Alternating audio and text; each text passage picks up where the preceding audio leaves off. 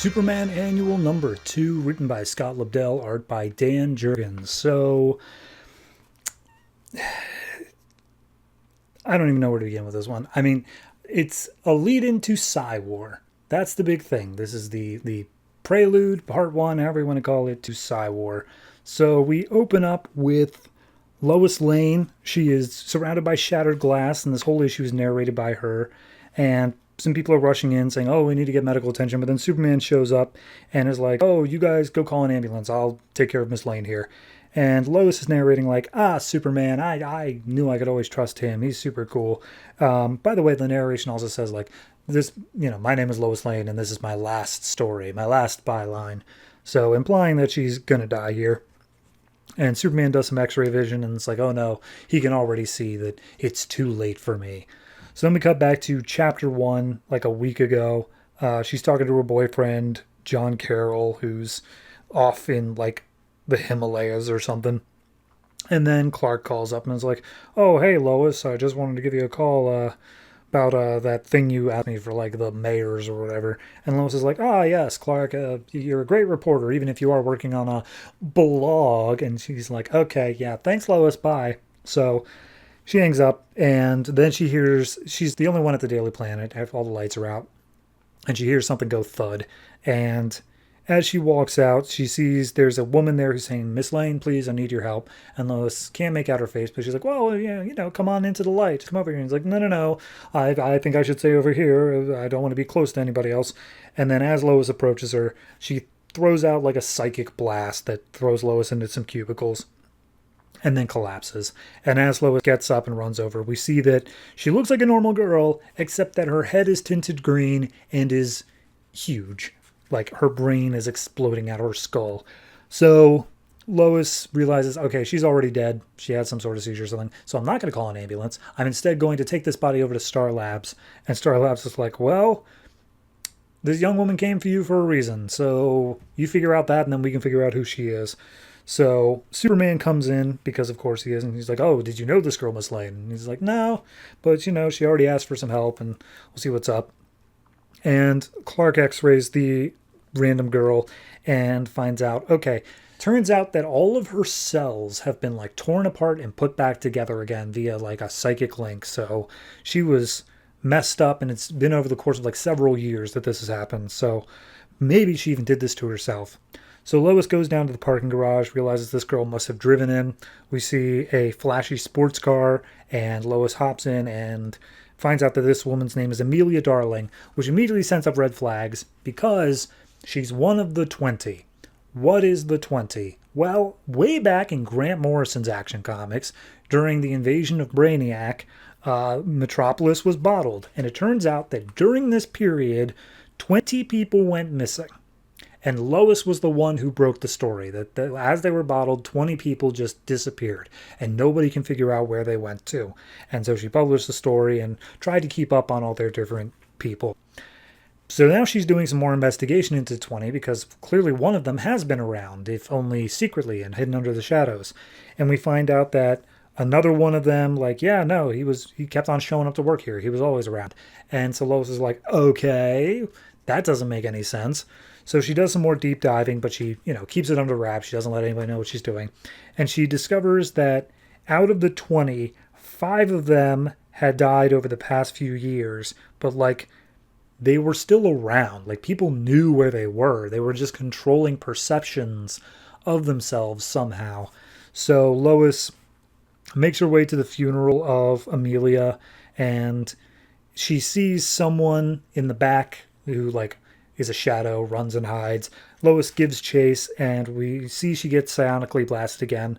And this one is some dude who was a soldier named Sung, and he's like, oh, your own mother thinks you're dead. And it's like, yes, I had to make her think that for her own safety. Look, you shouldn't pursue this matter. The truth will doom you. And Lois is like, okay, show me what's up. And so Sung lets down the psionic barrier, the little glimmer he's got going on, and turns out he also has the big green head. And he's like, this is my true form. I'm a monster, Lois. And Lois is like, okay, now could you understand? I'm not sure what's up. And he's like, no, she would not let us. So he runs away again, saying there's no cure, it's only death. If you want answers, talk to Senator Hume. So Senator Hume is the one who, I think it was in Action Comics, was trying to really attack Superman of like, well, let us into your Fortress of Solitude. It's an American thing. So Lois is at this party where he's supposed to be, as well as Clark. Clark tries to talk to Lois and be like, oh, you seem a little bit on edge, Lois. What's up? And she's like, nothing. I gotta go. So she runs over, talks to Senator Hume. Hume immediately just talks to her via like psychic link. And Lois is like, oh, okay, well, should we go to a separate room then? And at that point, Hume lays it all out. He's like, yeah, nope, here's the thing. During the Bottled City thing, Brainiac sent in some like drones or whatever to approach us and take us. Because as it turns out, on his home planet of Kolu, Vril Dox, aka Brainiac, he's trying to save his people. That's the whole thing, is that there was a coming danger where he had to upload all of their consciousnesses to a higher state of being, and once that was said and done, he's looking for other bodies that he's going to be able to replace them with. And so he's tried this on all the bottled cities. He takes like 20 people, tries to implant them with Kolu like technology to see if they'll survive, and then if they do, then he's going to implant he's going to take over the human race and take all of the Kolu people and put them in human bodies, since clearly they can survive the process. So we see that some of them, they kept their powers secret. Some of them hid off the grid. Some of them used their powers to achieve these higher places. Like he became a senator, and he's like, yeah, no, but using your powers comes at a risk. I've already overused my powers. I'm probably going to die now. So you need to figure this out, because Brainiac's coming back. He's on his way back now. You got to deal with it. And Lois is like, I will, I promise. And he's like, nah, not good enough. I'm going to make this personal for you. And so he blasts her with some psychic stuff. She goes through some glass, and we pick up to where we were at the beginning of the story, where Superman's able to tell, and Lois as well, that Lois is now one of the quote-unquote 20. She is infected with this Brainiac virus thing that's going to end up killing her. So, yeah, that's the story. Leading into Psywar, wherever the hell part 1 of that's going to be. I think it's in Superman. I think I read that later on, but we'll see. I don't like it. I mean, here's the thing. It's not an awful idea for a story of, Brainiac. It was the first big villain. He did something, and now he's coming back. It's a fine enough idea for a story. The problem being is that it feels so tacked on. Like, that was Grant Morrison's thing. He clearly did his own thing entirely.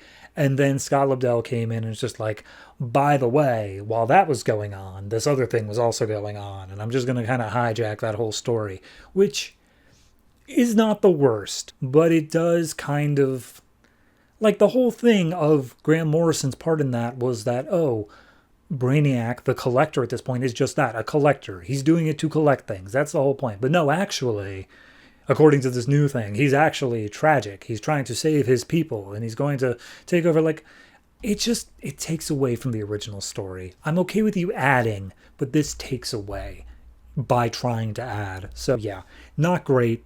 I'm not that psyched about Psywar. Obviously, we got some other stuff with Hector Hammond going on and Hive. Lord only knows how that's all going to tie together. Scott Lobdell is writing both Superman books right now. This is the event that he's been building to here. Not even counting Hell on Earth. So I don't know. I'm not interested. This did nothing to interest me. So overall, I'm going to give this one like a 6. Not great. It's not awful either. It's just, who cares? Like, that's as easy as I could say it. Who cares?